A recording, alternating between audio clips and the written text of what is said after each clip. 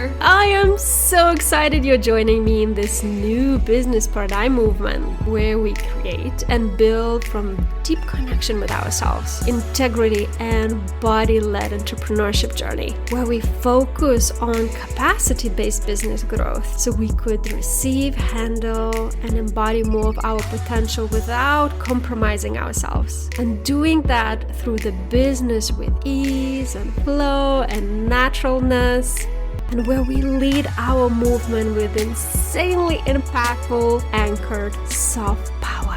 And let's not forget the fun! So, let's dive in! Hello again, and thank you for joining me in this corner where I tackle all kind of business paradigm beliefs and way of looking and being in the business. And today I want to talk about something very deep and very important, something we all do, but maybe consciously don't look at it to the detail and the depth that is inviting us. And I want to talk about why do we compare ourselves to others.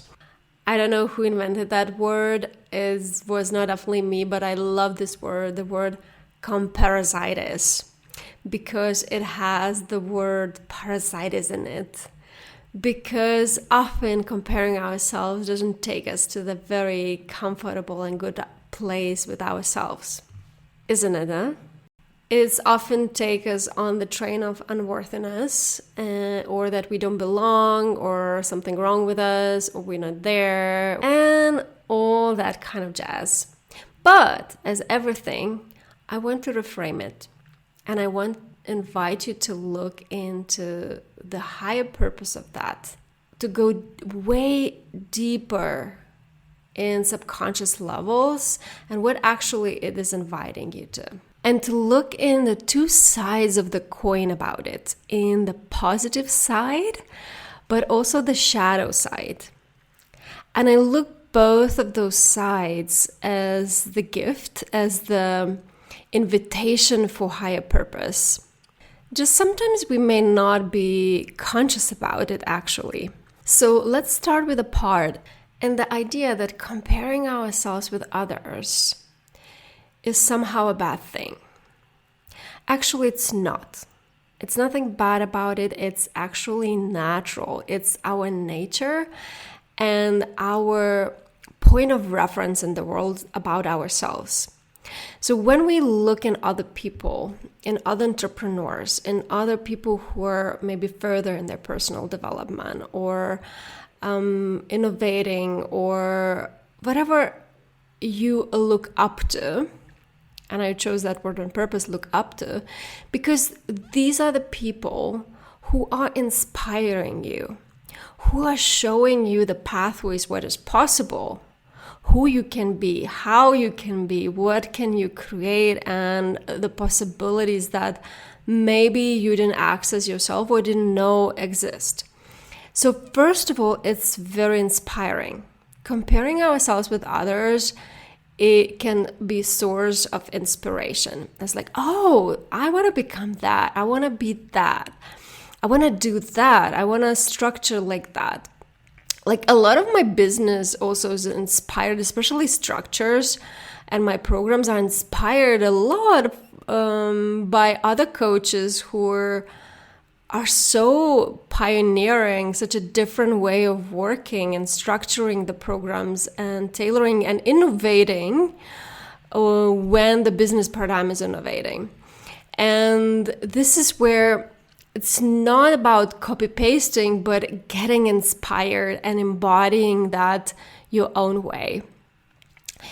Another thing that here comes is super healthy imprint for your nervous system that someone else is doing it. So for your nervous system is a signal is like, oh, it's safe, it's possible. They did it and they're okay, they are thriving, it's safe. I will not die if I pioneer something new or I pioneer towards that different direction. Very often, we need those imprints for our nervous system. We need those experiences for our body to give permission for ourselves to go that path.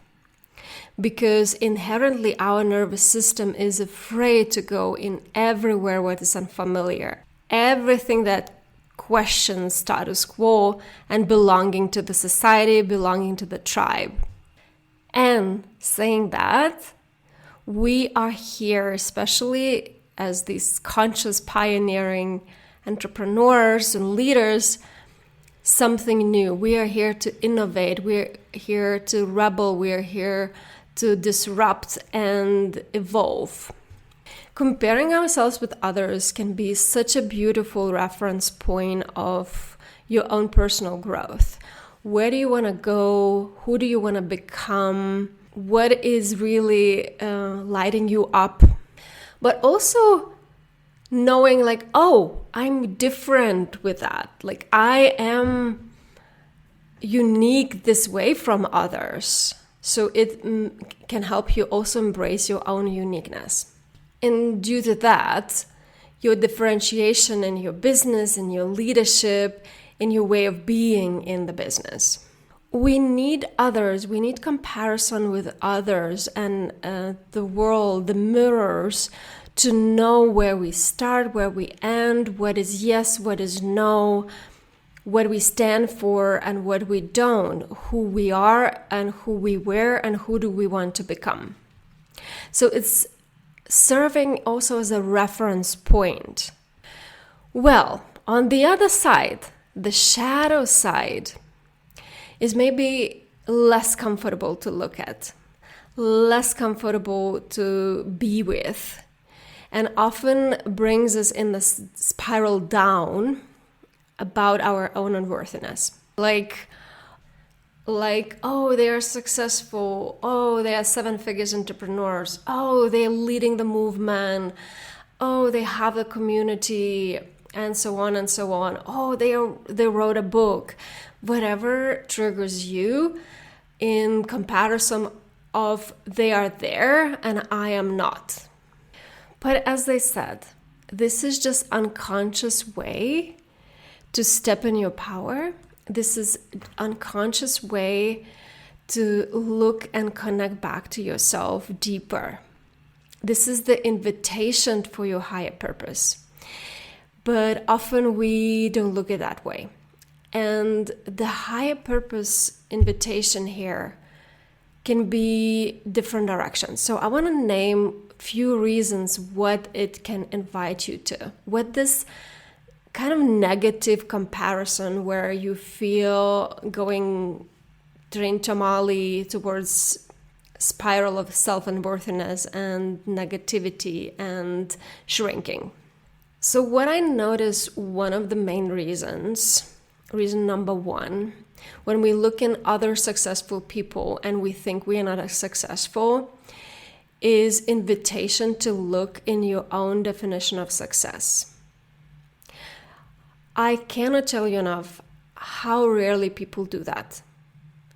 And if you don't do that for yourself in each phase of your growth, each phase of your cycle where you are at with yourself personally, but also with your business, what happens? You adopt other people's definition of success.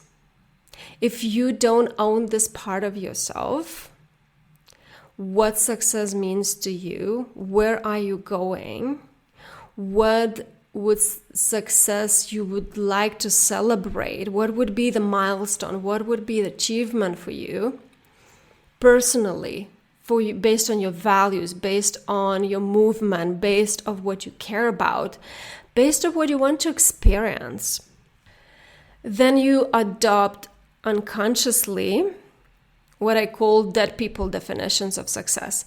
And dead people definitions of success is usually ancestral stuff, like you got from your family, from your grandparents, from generations, from society structures that are outdated already.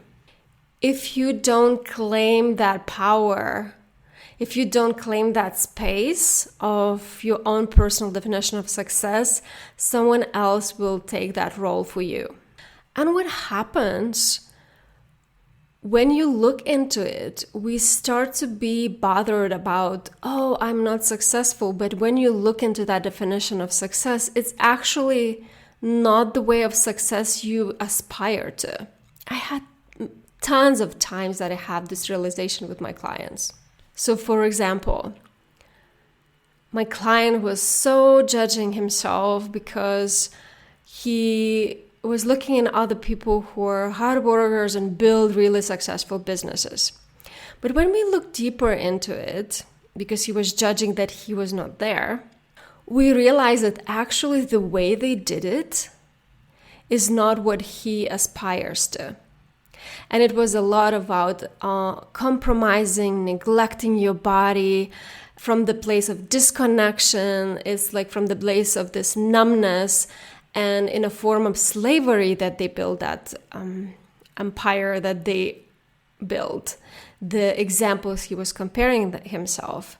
But what was invitation of this comparison to look deeper is, yes, I also want to have that format of successful business, and I also want to work hard, but not on the cost of myself, not on the cost of my being, not on the cost of my own personal integrity.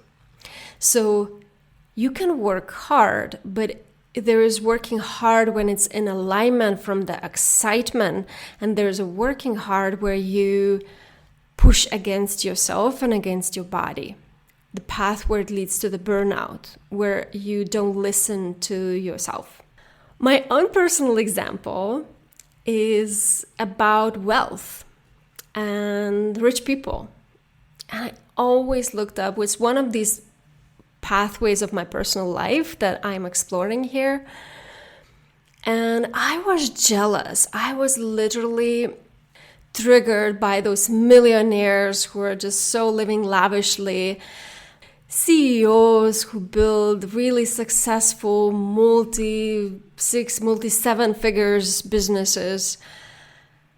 But when I looked into why it was triggering me, it was a mix that I had to clear there. Yes, I want to have wealth. Yes, I want to claim that desire. But again, for me, it was important the way you hold the money.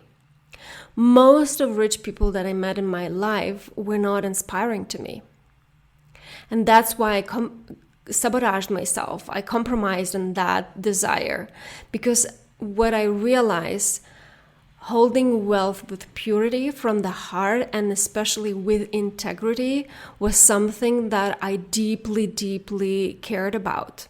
And already years ago, I chose this pathway, chose to receive and spend money with consciousness, with integrity from the heart. Like the energy, the money came in and out for me was everything. So for me was not the goal how much money I have or how much money I earn as definition of success, but definition of success, how I received it, how I hold it, how I spend it, where I invest it. Another example I want to give, which is very, very popular and very, very common in the shift from the old business paradigm to the new business paradigm. So a lot of heart-based entrepreneurs and leaders and pioneers are judging themselves because they are not there with external outcomes. Like, oh, I didn't achieve this amount of money. I didn't achieve this amount of followers. I didn't achieve this amount of external kind of impact or recognition or whatever that is tangible results. But it's very external orientated. And when we look deeper, often what they care about is the being, the feeling they're striving for. They want to feel peace in the business. They want to feel ease in the business. They want to feel joy. They want to feel satisfaction. They want to connect with their creative flow. So what this comparison invites usually people to look at, that sometimes you not even have to adapt your definition to success, but maybe drop it overall. Maybe it doesn't matter for you, the titles. Maybe the way of being, the inner peace, the happiness is what you strive for. And I know these are big words, but that's what we often forget to look and prioritize as true, holistic, and actually fundamental definition of success. New business paradigm is not about doing more. It's not about external tags. It's not about how much money you earn and how many titles you have and achievements. It's more about your way of being in the world and with yourself and in the others and in the business. Does it make sense to you? And when was the last time you wrote your own personal definition of success, where you yourself, your own personal journey was a benchmark of success? Where you, who you were, and the progress of who you become, or where are you going and want to become, is the benchmark. Not the external world, not external circumstance and what society dictates you as success. When did you do that? When did you sit down and wrote your personal definition of success for yourself, for your business, for your family, for your team, and so on? And also, it changes so much because our life and our world is moving so fast compared to how we did stuff and build businesses before. We are changing and growing so rapidly. The society, the world is shifting and changing so fast. It requires regularly to review that, because in every season of your life and every season of your business, the definition of success may be different. The reason number 2, if you feel like you're comparing yourself, and if you feel like you're jealous to other people's way of being, doing, showing up in the world, anything, name it, the skills, the abilities, anything you may be jealous about, something you really like, oh my gosh, I really wish I had that, like this is so inspiring, I'm so admiring that, I so would love to have that or do that or be that. And that can be your golden shadow. I have an episode about golden shadow, what that is. You can listen it if you want to go deeper there. But in a nutshell, it can be your positive features, your positive side of you that you disowned, yet you pushed away.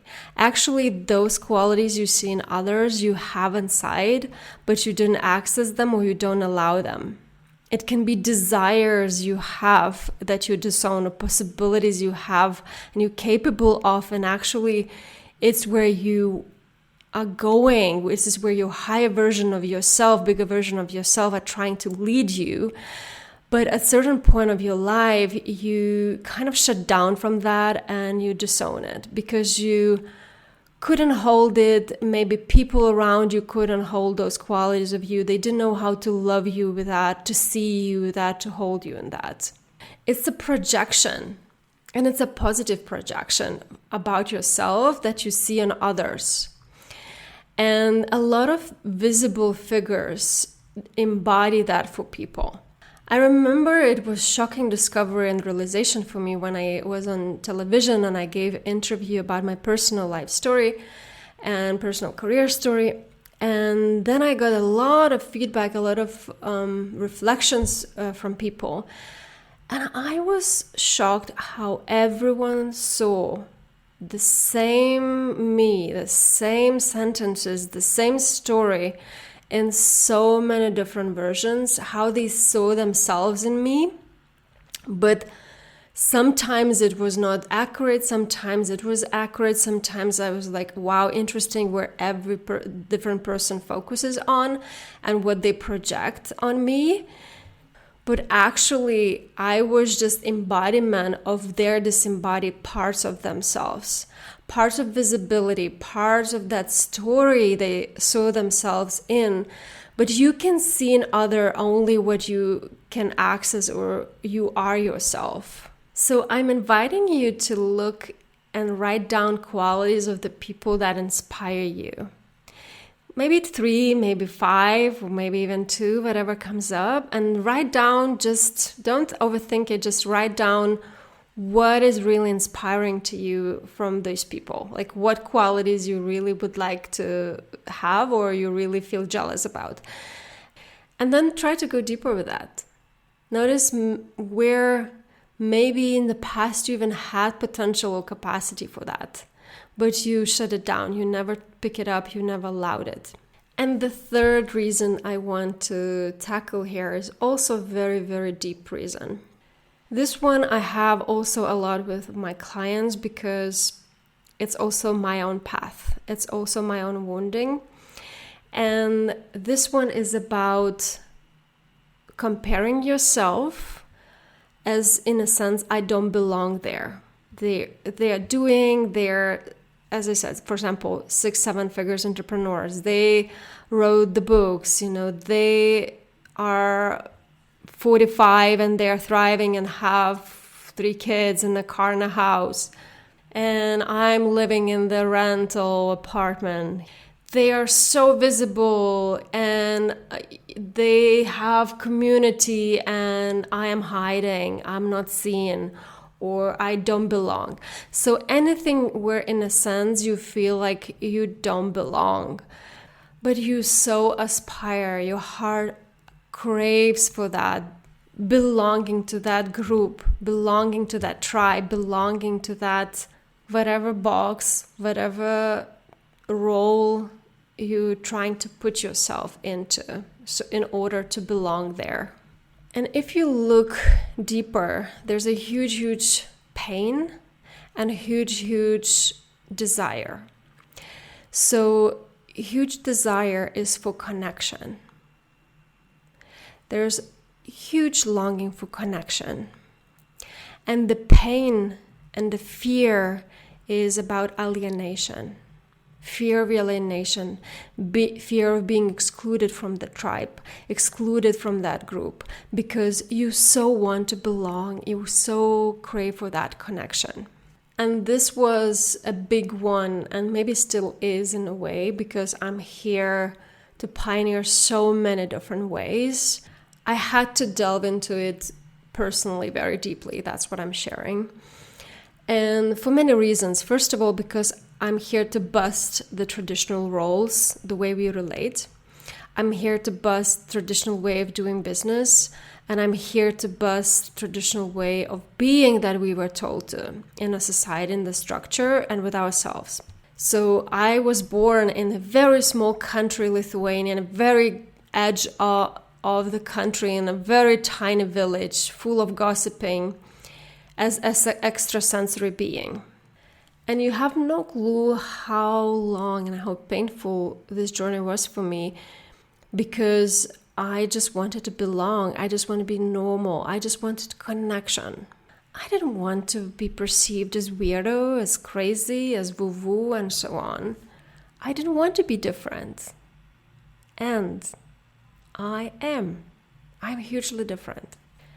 And what this fear and this desire is inviting us to embrace our own individuality, to embrace our own difference, because we are here evolving as humanity, as society, from the tribal, societal based, where we are conditioned to fit in. This is how we raise, this is where we set the norms. Now we are invited to individuate. And this is where also the business is going to more and more individualized way. This is where your point of view, point of individuality, differentiation, how you see the world, how you are, makes you unique and successful in the business more and more. This is where we're going.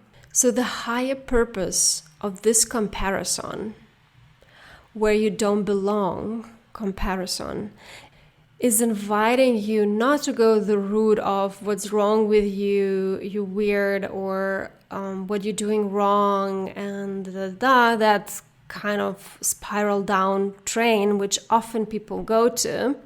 and instead embrace that connection with yourself, connection with your purpose, connection with your mission, connection with your path, connection with your higher version of yourself, and truly devotionally commit and belong there.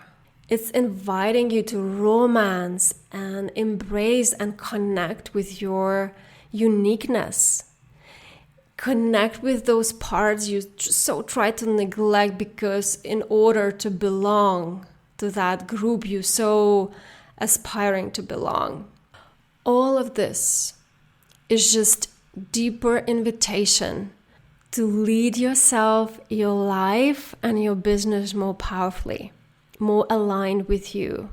Embracing your power and connecting parts of you that you neglect, that you disown, that actually need more connection and love, not less. This is an invitation to be more gentle with yourself and all parts of you. Embrace yourself holistically. And this is part of the soft power movement, quiet ambition, and gentle leadership movement that I'm pioneering. It requires a depth, and it invites you to walk through life, lead your movement, build your business with open heart and deep honesty with yourself, seeing all parts of yourself, being honest with all what's around you, looking deeper, what the mirrors around, with a reflection of other people, external world, external reference points, you're referring yourself and comparing yourself to, invite you to reclaim or step into power more, inviting you to love more about yourself instead of judge yourself more. This is where I also go deeper in soft power and uncage heart mini capacity retreats. I will share the links in this episode. I highly recommend to watch them because they are nothing mini. They're really profound and very deep and insightful journeys. So, as a closure, I want to ask you, which parts of comparing yourself with others did you resonate the most right now? Firstly, I talked about inspiration, people who are role modeling things for you. Who are they for you? And then we looked in the shadow side of comparing, and 3 versions of invitations, this shadow side of comparing and comfortable comparing yourself with others, inviting you to. So number 1 was invitation to redefine your own personal definition of success. Number 2 was your golden shadow, reclaiming desires, qualities, skills, possibilities, and forms of yourself that you disown and you project now onto others. What ways are you invited to reclaim your light, your bigness, your gifts? And number 3, where you desperately desire to belong and you don't feel like you belong to. What boxes you're trying to fit in society that it's not yours to fit in. What versions of your difference you are invited to embrace and connect and maybe realize that's actually what people are looking for, and you are here to pioneer and may become your unique difference and point of view in your business. Which one hit the core for you in this moment? Feel free to share with me in the comments, and also you can drop me an email or find me on Instagram.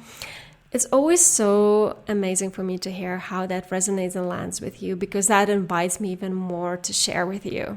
And if you would like to hear more from me about rewiring the way we work and a soft power leadership movement, don't forget to subscribe to this podcast so you get notifications when a new episode comes out. And lately, I'm really in a creative flow to share so many beautiful insights and ideas and depth of our becoming and our unfolding in the entrepreneurship journey.